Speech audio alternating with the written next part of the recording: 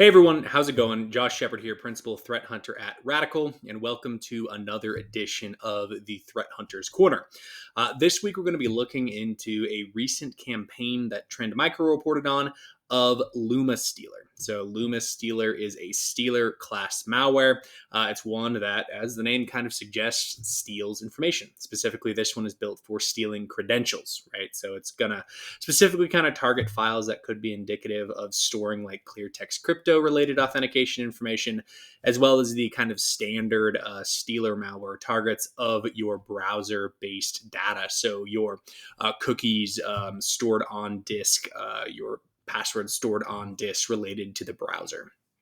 So this campaign, though, why we brought it up and why we're kind of running a threat hunt on it is the general kill chain is kind of fun, leveraging some techniques we have been seeing more and more threat actors using, but it's still interesting to see. So basically how it kind of kicks off is the victim clicks a link, whether that link comes through via a phishing email or like a malvertising ad. And that link actually opens up a fake CAPTCHA page. So CAPTCHA, think of like, hey, are you human? Prove you're human. This one, however, when you check the box saying you're human, it will copy a PowerShell command to your clipboard. It'll then instruct the victim to run a series of hotkeys to open up a little run terminal, paste in the command, and then click run. So once a user has, quote unquote, proved they're human and run this PowerShell script, it will then PowerShell will spawn MSHTA, which will pull down a payload, which will execute more PowerShell, which will then actually pull down the Lumma Stealer malware.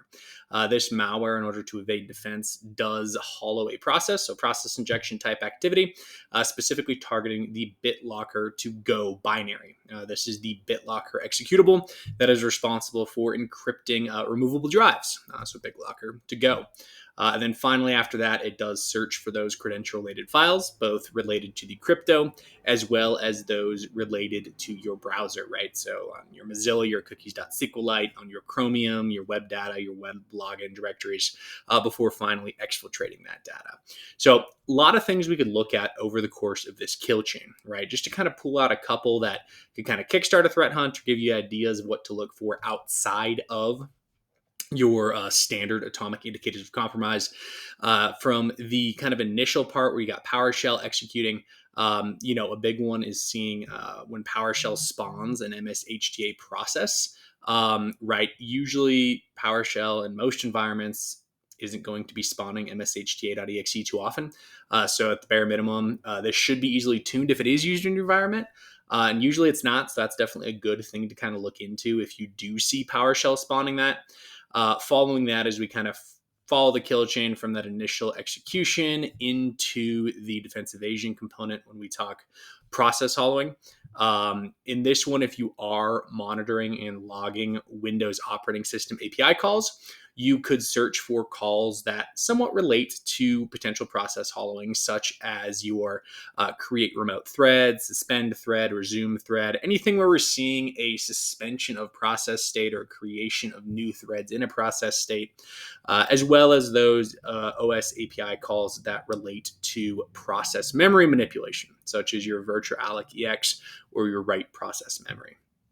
Finally, hopefully we'd catch it before this point, but you could also look at when it's trying to access and find this credential information. So especially when we're talking about these browser files, so you could be monitoring and alerting and hunting for any sort of unusual process access to these files. Like if PowerShell is reaching out and grabbing your web login, your web data, your cookies.sqlite, that's definitely something to look into. Maybe it's some sort of backup script or IT tool, but if it is, it's easily tunable. And if it's not, it's definitely suspicious. Pretty decent likelihood it's going to be malicious. So those are just kind of three different things to look for over the course of this kill chain. Obviously, if you dive into it, there's a lot more you could hunt for, but I really wanted to give you an idea of, hey, here's a current event, a current campaign that's taking place, and give you some ideas in terms of what you could hunt for along that particular kill chain. As always, if you have any questions, comments, concerns, gripes about what you heard here, please feel free to reach out. Happy to have a conversation. If you have ideas about what you want to hear about, please let me know. Otherwise, we'll see y'all in the next episode of the Threat Hunter's Corner. And until that point, y'all stay safe out there. Bye.